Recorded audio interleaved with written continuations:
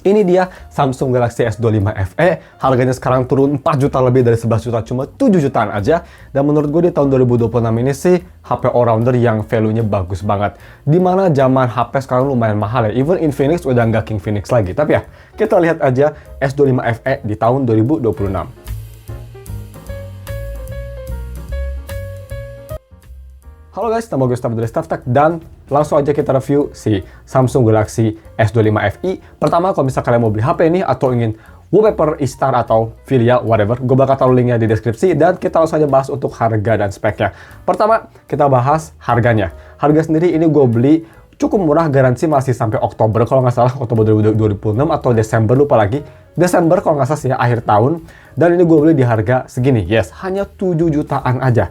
Cukup murah menurut gue di tahun 2026. Ini kan rilisnya tuh kemarin ya September, jadi nggak jauh-jauh hari banget. Sekarang udah turunnya lumayan signifikan. Ya khas HP Samsung yang kurang laku kayak gitu ya, sama kayak S25 Edge juga. Jadi di harga segitu gue dapet kondisi yang pastinya full set ya, dan ini masih kayak baru banget loh feelingnya. Gak ada scratch di layar, overall pretty much like new feelingnya, so that's good.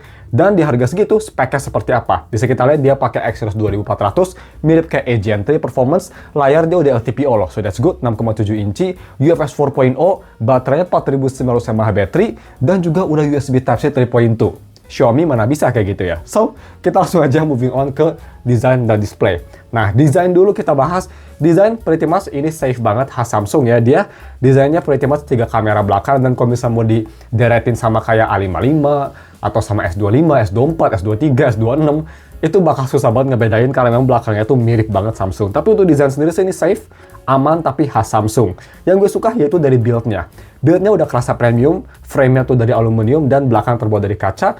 Dan nggak kayak misal A56 ya. A56 tuh biasanya kayak si frame sama bodi belakang itu kayak nggak nyatu, jadi kerasa kasar kalau misal bagian belakangnya antara si persatuannya itu loh. Tapi kalau di sini dia seamless, jadi kayak HP flagship. Kalau misal gue merem dan gue pegang HP ini rasanya kayak megang kayak S25 Ultra, S25 biasa, itu nggak ada bedanya sama sekali. Jadi walaupun ini tulisannya budget flagship, tapi untuk build sendiri ini udah flagship level, jadi kerasa bagus. Terus gimana untuk layarnya? Apakah flagship level? Untuk kualitasnya iya, tapi untuk bezelnya bisa kita lihat enggak ya. Dia bezelnya masih agak tebal dan bezel bawah kerasa lebih tebal dibanding kanan atas atau kiri. Ini khas Samsung banget. Samsung memang kalau masalah layar depan dia budget variannya tuh nggak peduli ya. Pasti dibikin tebal atau dibikin nggak simetris selalu kayak gitu.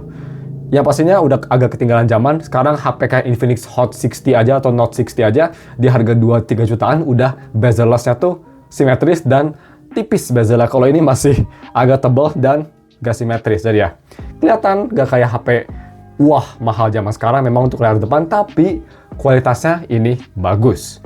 Kalau misal kita mau lihat kayak nonton F1, nonton HDR konten, bisa kita lihat di B-roll, semua kerasa bagus. Vividness-nya terang, ini gue di fullin, vividness-nya kerasa vibrant, enak dilihat, khas layar Samsung, bagus banget lah untuk nonton konten, no problem at all. Sedangkan untuk visibilitas di bawah sinar matahari, ini juga flagship level, jadi terang ya, bisa kita lihat itu kondisinya lumayan cerah loh, gue padahal cloudy dikit tapi overall cerah banget, awannya tipis dan pakai HP ini masih kelihatan putihnya masih lumayan terang dan overall masih bisa dipakai dengan baik, sedikit gelap mungkin dibanding sama flagship zaman sekarang, tapi overall lebih bagus daripada HP-HP di harganya yang sama 7 jutaan. Terus kira-kira bagaimana untuk haptic? Haptic sendiri, kalau bisa dibanding sama HP yang mirip ya, kayak misal Poco F8 Pro, gue bisa bilang di F8 Pro masih lebih better untuk masalah strong ya, lebih kerasa strong. Tapi untuk quality ini slightly better di S25 FE. Ngetik kerasa lebih bulat, kerasa lebih free fine, tapi memang kurang kencang, itu aja kelemahannya. Moving on ke biometric. Dia sayangnya di harga segini nggak pakai ultrasonic. Yes, zaman sekarang 2026 banyak HP yang even harganya lebih murah dari ini pun kayak iQOO 15R, F8 Pro yang harganya mirip, itu semua udah pakai ultrasonic yang sangat bagus dan penempatannya biasanya bagus dari tengah karena nggak usah ngeposisiin kameranya ya, dia kan pakai ultrasonic, pakai getaran. Tapi ini masih pakai optikal, yang artinya dia kecepatannya bukan yang paling cepat, bukan yang paling instan, dan posisinya agak ke bawah yang gue kurang suka. Tapi overall dia masih reliable dan masih oke lah, masih acceptable. Coba seperti biasa kalau fingerprint kayak gini kelemahannya, pakai tempered glass bakal harus di reapply dan nggak bakal seresponsif kayak misal tradisional fingerprint. Kalau optikal sama ultrasonic memang seperti itu. Terus bagaimana kira-kira untuk audionya? Apakah bagus atau enggak? Kita ngomongin yang kurang bagus dulu, yaitu audio via USB Type-C to 3.5 mm. Gua pakai headphone yang gak berat banget, cuma memang headphone yang cukup mahal, yaitu HiFiMan Edition XV. Di HP ini bisa dijalin dengan baik, cuma gue rasa soundstage-nya agak sedikit kurang dan agak terlalu tipis suaranya. Overall sih masih cukup enjoyable, tapi bisa dibilang Performance Edition XV itu hanya diambil sekitar 70% dari potensi aslinya. Itu yang gue rasa, tapi at least untuk amplifier cukup oke lah, volume 80% udah cukup keras. Untuk HP kayak gini, it's pretty good. Bagaimana untuk si speaker? Nah, ini baru yang sangat-sangat bagus. Samsung memang selalu bagus kalau buat speaker, tapi bukan yang terbaik kalau misal dibanding kayak iPhone atau Poco F8 Pro gitu ya. Pro Max maksud gue, dibanding sama HP tersebut itu F8 Ultra, sorry. Kayak iPhone 17 Pro Max itu masih lebih bagus di situ dibanding sama S25 Ultra. Tapi di sini juga speaker udah cukup bagus di S25 FE. Gue nyalain Dolby Atmos. Kalau di nyalain Dolby Atmos memang suara ini jadi bagus banget sih. Lebih basic tapi jadi fun, gak nutupin kayak mid range atau upper treble. Dan soundstage-nya juga makin luas, jadi dia soundstage dan separasinya juga makin bagus. Yang artinya nyalain aja Dolby Atmos ya. Speakernya pretty good kalau misalnya dibanding sama kayak iQOO 15R atau F8 Pro, gue lebih prefer di sini. Detailnya lebih dapet dan juga kerasa lebih jernih aja suaranya menurut gue, dan bass-nya lebih kerasa apalagi kalau dibandingin sama iQOO 15R. Ya untuk lebih detailnya ini dia speaker testnya, kalian bisa nilai sendiri deh, check it out.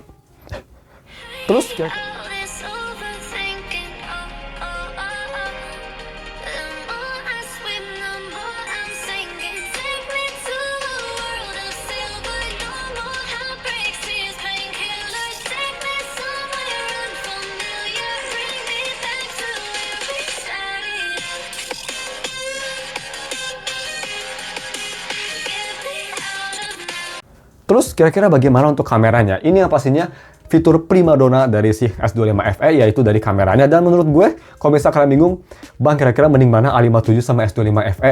Gue belum punya unitnya karena A57 baru aja rilis ya pas gue record video ini. Tapi gue bisa jamin gue udah lihat beberapa review sih. S25 FE selalu menang berkat si telefoto dan overall imaging atau image prosesor yang lebih bagus karena dia pakai chipset flagship. Tapi ya, kamera sendiri kita bahas aja, dia pakai 50 megapiksel main kamera, 8 megapiksel telefoto 3 kali, dan untuk utama di 12 megapiksel, sedangkan kamera depan itu di 12 megapiksel dan bisa nge-record sampai 4K 60. Kalau kamera belakang main kamera bisa sampai 8K 30, untuk kamera ultrawide dan telefoto hanya sampai 4K 30 aja. Kira-kira bagaimana untuk kualitas fotonya? Overall, gue suka capture time-nya cepet, gambar kelihatan sharp, natural, tapi sharpnya tuh nggak over sharpen kayak iPhone ya. Masih kerasa kayak diambil dari mirrorless kamera, itu yang gue suka sama Samsung. Memang nggak sewah, nggak se-high contrast Vivo, nggak se-sharp iPhone, tapi kerasa natural aja, itu yang gue suka. Jadi gambar bagus, kelihatan natural, sharp, detailnya oke, jernih, itu yang paling penting, dan enak dilihat. Cuma memang khas Samsung juga, kadang dia tuh agak terlalu agak terlalu pudar warnanya, kurang hidup, terlalu flat. Tapi overall sih masih bagus banget. Ditambah lagi dengan telefotonya juga, dan ultrawide dia punya temperatur warna yang bagus, dan walaupun hanya 8 megapiksel, tapi telefotonya juga cukup oke ternyata ya. Jadi 3 kamera tersebut untuk foto sih solid banget, nggak ada masalah. Sama juga dengan foto malam hari, bisa kita lihat pakai main kamera, bagus, capture time oke, gambar kelihatan bersih, noise-nya minim, dan malam hari kelihatan bagus. Untuk selfie juga oke, dia nggak ada smoothing-smoothing kayak HP Cina di harga yang mirip, kelihatan natural, walaupun warnanya menurut gue agak sedikit terlalu flat ya, kurang hidup, tapi ya at least exposure-nya bagus dan capture time-nya cepet. Terus kira-kira bagaimana untuk si video recording? Nah, ini menurut gue yang lebih bagus daripada A57 yang pastinya. Bisa 8K 30 dan di 4K 30 bisa gue ganti ke telefoto dan ultrawide. Itu sih mantep banget ya. Jadi ini dia sampel videonya di resolusi 4K 60 dan 4K 30 buat gue ganti lensanya. Check it out. Oke guys, ini video recording pakai resolusi 4K 60 fps di Samsung Galaxy S25 FE. Anginnya lagi kencang seperti biasa di Batu Nunggal. Dan ya, kalau pakai 4K 60 ini kita nggak bisa gonta-ganti lensa ya. Ini pakai main lens semua. Maksimum zoom 10 kali untuk main lens. Stabilisasi ya khas Samsung, dan Samsung kalau video sih oke, dan S25 FE videonya juga ini menurut gue bagus. Kita coba switch ke 4K 30 ya. 4K 30 seperti ini, dan di 4K 30 kita bisa ganti semua lensa. Dari ultrawide dan telefoto juga bisa ganti, dan konsistensi warnanya juga bagus. Maksimum zoom di 12 kali, masih cukup sharp juga ya. Bisa kita mau ngezoom ke mobil itu tuh 10 kali masih bagus. Stabilisasi pretty much the same, dynamic range juga bagus. Dan ya, kita langsung aja moving on ke gaming performance, yang kalau pakai cooler actually pretty good. Moving on ke gaming performance. Ini yang agak mengejutkan, gue bisa bilang. Tapi kalau misalkan kalian penasaran untuk gaming performance lebih detail, gue udah kemarin di hari Senin Selasa kalau nggak salah review Arc Knights Anvil dan Wuthering Wave. Dan itu cukup mengejutkan karena chipset Exynos 2400 ini sebenarnya capable buat Wuthering Wave max setting atau Enfield max setting, tapi memang wajib banget pakai cooler. In summary, kalau misalkan kalian mau main kayak Enfield atau WUA, kalian harus pakai cooler kalau misal main 2 menit lebih di WUA atau 5 menitan di Enfield, setelah itu wajib pakai cooler. Kalau pakai cooler performance ini bagus ya, terutama kita ngomongin Enfield, bisa dapat 30-40 FPS-an di max setting, pakai cooler itu ya.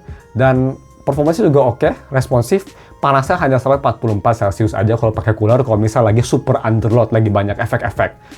Kalau nggak pakai cooler, main WUA 2 menit aja udah sampai 49 Celcius. Gila gak tuh? Jadi ya wajib banget kalau misal kalian beli HP ini dan mikir gue ingin game juga, mending pakai cooler atau enggak hanya daily commission aja gitu. Itu yang gue saranin. Tapi tetap ini bukan HP gaming, dan overall untuk gaming kalau misal mau main game harus pakai cooler untuk main game berat. Tapi kalau misal kalian cuma main game kayak Angry Birds atau misalnya Mobile Legends di low setting, harusnya sih oke-oke aja tanpa cooler. Tapi tetap, just to be safe, kalau misal temperatur lebih dari 48, always use cooler ya. Untuk main Project Sekai gimana? Nah, itu game yang nggak usah pakai cooler.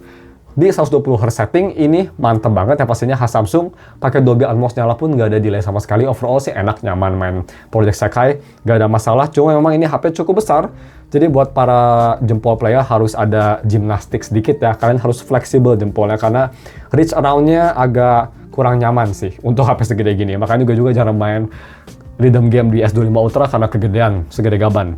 So, segitu untuk gaming performance. Surprisingly, bukan yang paling buruk kalau bisa pakai cooler. Tapi kalau nggak pakai cooler, memang ini khas Exynos dan FE series. Panas banget.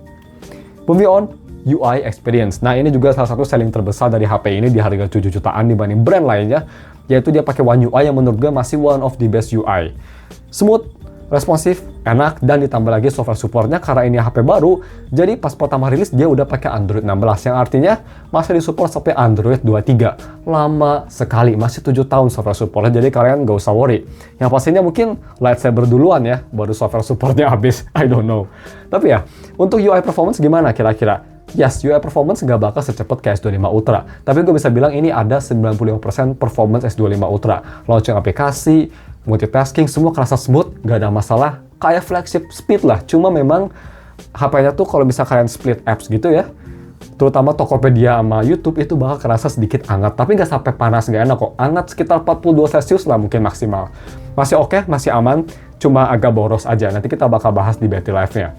Seperti itu untuk UI, overall sih masih fleksibel banget, no problem.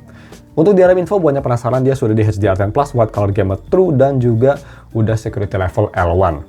Langsung aja kita bahas yang terakhir, yaitu battery life-nya. Nah, ini memang baterainya menurut gue, walaupun kelihatan besar, mirip kayak di Plus Series, 4900 mAh baterai, tapi kalau dia pakai Exynos 2400 yang kurang efisien, ini memang baterainya hanya bisa bertahan sehari aja kalau misal pakai medium usage. Kalau misal kalian suka multitasking, split apps, ambil foto, seharian menurut gue udah harus dicas sekitar jam 8-9an.